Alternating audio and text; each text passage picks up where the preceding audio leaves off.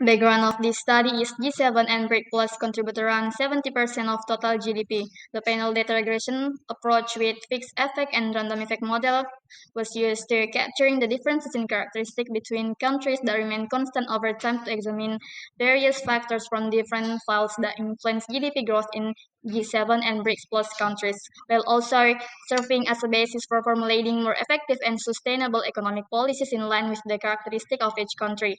For ethical consideration, all the data processing and analysis procedures were conducted objectively and without manipulation. The researchers acknowledged the known limitation of this study, notably the high proportion of missing values. The underlying model assumptions were violated. Therefore, an alternative estimation model was employed, which is robust to these violations. Let's now walk through the methodology framework for this study. The first stage is data acquisition and scoping. We began by searching our data from the World Bank's YDIF database. Initially, we were working with a massive dataset, 1,516 features across 266 regions, with a time series spanning from 1960 to 2024. To sharpen the focus of our analysis, we narrowed our final scope to a panel dataset of 18 regions, specifically the G7 and BRICS nations. The second stage is data pre-processing and feature engineering. We first addressed missing values. Any features with over 50% missing values were filtered out. For the remaining gaps, we employed a more sophisticated method, gain for imputation.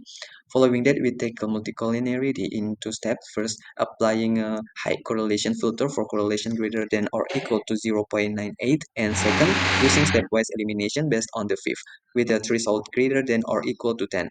Final dataset 59 predictors, one dependent variables categorized into six mathematical groups. The third stage is final data, model estimation and diagnostics for model selection. To decide between fixed effect or random effect models, we relied on three standard tests: the cow test, the Hausman test, and the Bruce-Pagan LM test. We also conduct through diagnostic testing using the Woolridge test to check for autocorrelation and the Bruce-Pagan test for heteroscedasticity. Finally, for the final estimation, we estimated our chosen model using HAC standard errors, specifically Arellano's estimator. Finding of this study.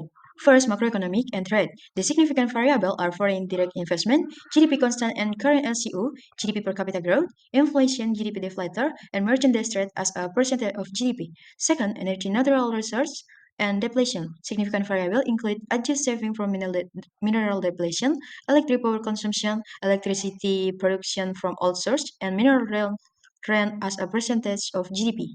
Third, demographic and population structure. The key variable are next migration, male population is 15 until 19, sex ratio at birth, and urban population growth.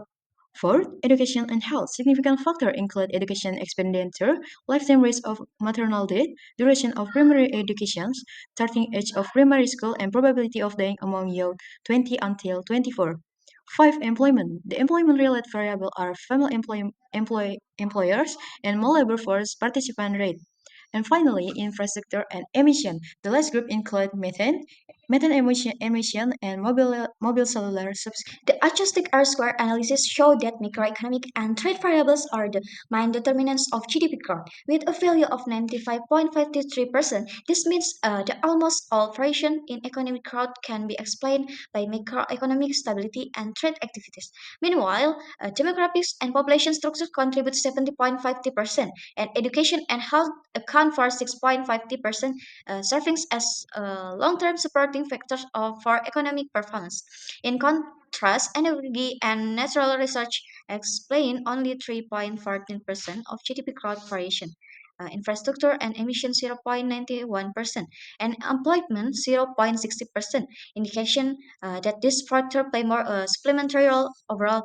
The analysis confirmed that sustainable improvements in GDP growth really primarily on macroeconomic stability, trade expansion, and balanced demographic development, supported by long-term investment in education and helped by strengthening these positive channels and mitigation the negative impact of environmental and structural imbalance. The most substantial and sustainable economic outcomes can be saved.